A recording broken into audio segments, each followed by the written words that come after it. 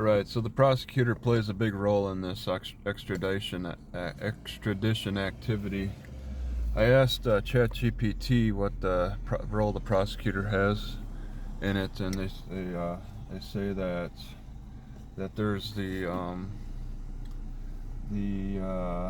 indictment information. I might have that, so I could actually take the indictment, which I believe to be the indictment, and present that to sheriff's offices. Okay, the information or affidavit demonstrating that the individual is charged with the crime. So, so the paperwork that says I'm being charged with a crime, I'll keep that on hand when I go visit sheriff's offices and say, hey, this is the crime I'm being charged with. A copy of the arrest warrant. No, I don't really have a physical copy of these. I'd have to kind of show on picture. The only way I really recorded this information was on video, which was taken down by YouTube because it was harassing and bullying. But I put it on Facebook at least, and I was able to find that. I just need to get to it and then make use of it. So I need these informations that show an indictment and then the information involved with the crime just to make it look official. I would present that for the sheriff's office to see, and I guess I'll need to bring the tablets with me then, and then I'll be able to show pictures of these indictments to the staff at the sheriff's offices when I ask my questions about extradition. So that'll be proof, but I'll just have to get screenshots from, unless the Natchitoches City Court is not talking to me because I emailed them for like the history of my case, all the filings in my case, and she's not responding. I even emailed Taylor Townsend, who's representing them, and he's not responding. They're just not responding to me. I actually have to be there to ask the questions because I'm an outsider that they're charging from within. But yeah, they don't like that long distance communication over this. So I need also proof that I'm the person being charged. I'll just say it's me. Let's see. The prosecutor works with law enforcement to ensure that the evidence and legal documents meet the statutory requirements under the UCEA. What is the UCEA? I think I can just toss that in as a question with ChatGPT. I didn't actually ask that. And it's called the Uniform Code of Extradition. What is the UCEA? Okay, and this is something that's kind of new to me. I didn't really think much of it. University Council for Educational Administration. I should have known it'd be called something else. Okay, Uniform Criminal Extradition Act. Uniform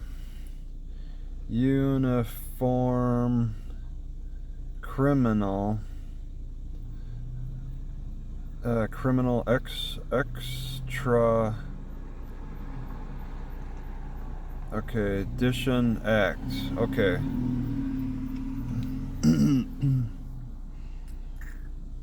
The law adopted by many U.S. states to standardize and streamline the process of extraditing individuals from one state to another for prosecution or to serve a sentence.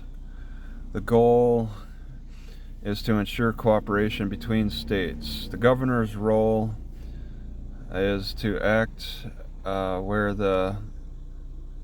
is to initiate formal communication between the two states. Let's see, the accused can be arrested and detained while awaiting extradition. Once detained, the accused is given an opportunity to challenge extradition. Challenges are generally limited to procedural issues and not the underlying guilt or innocence. To fugitives, it applies to individuals who have either fled from justice. I really feel like an escaped slave from Louisiana. I feel like I'm trying to get my freedom from a slave state. And how did that work back before the Civil War? Fugitive status, it applies to individuals who are fled from justice, fled from the slave masters. Okay. Waiver of extradition, no, I don't know about that. I mean, I'll go back, but it's like they want me back a lot sooner than I feel like I can make it in a reasonable manner. So the slave master or the prosecutor of Louisiana takes a lot of initiation with the situation. All right. And it's that